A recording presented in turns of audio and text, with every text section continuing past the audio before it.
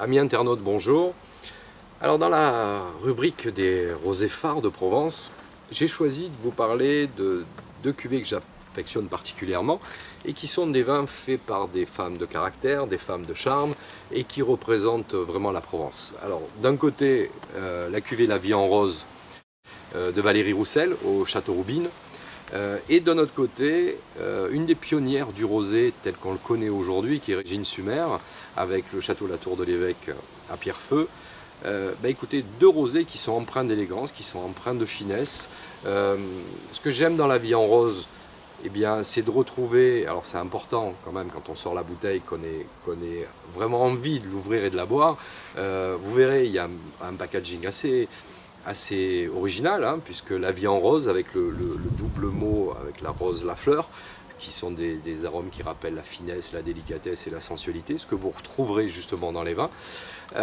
Et le pétale de rose, on travaille beaucoup autour de la rose et du rosé, de Régine Sumer, qui a été, comme je vous disais, une des pionnières dans les années 80, là où on faisait des rosés qui étaient tout à fait discutables, quelquefois un peu trop puissants, un peu trop vineux.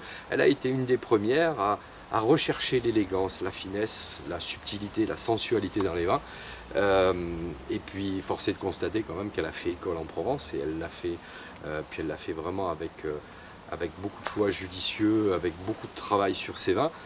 Et ce que j'aime dans ces deux vins, c'est que on a cette élégance, cet art de vivre à la provençale et cette sensualité, encore une fois, qu'on va retrouver dans les rosés. Alors préférez-y une cuisine plutôt subtile, pas forcément des épices, mais sur des poissons crus, ça marche très bien, sur un saumon mariné.